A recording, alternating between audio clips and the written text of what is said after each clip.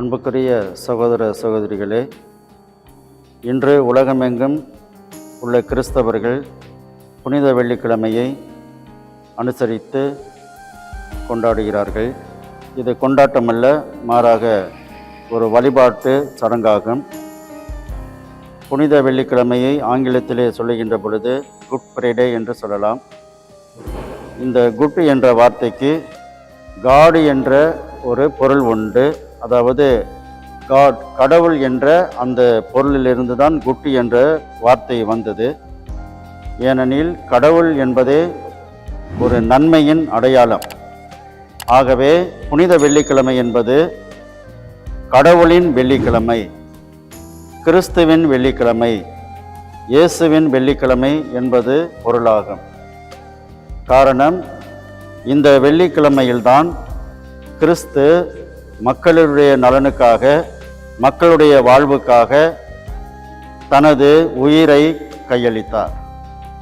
மக்கள் தங்களது சமூக கொடுமையிலிருந்து, பொருளாதார நெருக்கடியிலிருந்து, பாவ சூழலிலிருந்து மக்கள் அனைவரும் விடுதலை பெற வேண்டும் என்று இயேசு பெருமான் கல்வாரி சிலுவையிலே தன்னை கையளித்தார். தனது உயிரை ஒப்பு கொடுத்தார். இந்த நாள்தான் புனித வெள்ளிக்கிழமை என்று அனைத்து கிறிஸ்தவர்களும் இந்த சடங்கை நிகழ்த்துகின்றனர். இந்த நல்ல நாளிலே கிறிஸ்தவர்கள் இந்த வழிபாட்டிலே பங்கேற்று இறைவார்த்தையை கேட்டு திருச்சிலுவை ஆராதனை செய்து திருவிருந்தை உட்கொள்கிறார்கள்.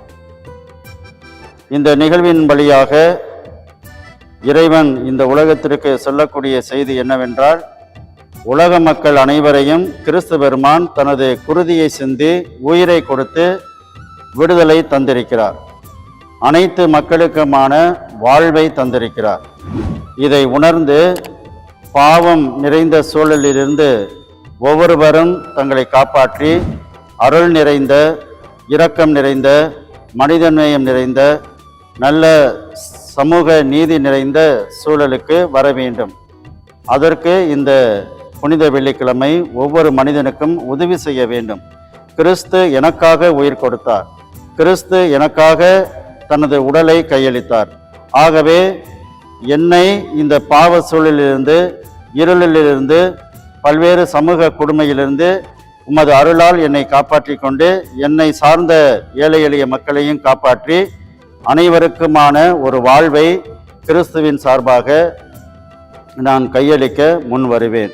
ஆகவே எனக்காக உயிர் கொடுத்த கிறிஸ்துவுக்கு என்னையும் இந்த சமூக மக்களையும் ஒப்பு கொடுத்து அவர்களுடைய முழு விடுதலைக்காக பாடுபடுவேன் என்று உறுதி கூறுகிறேன்.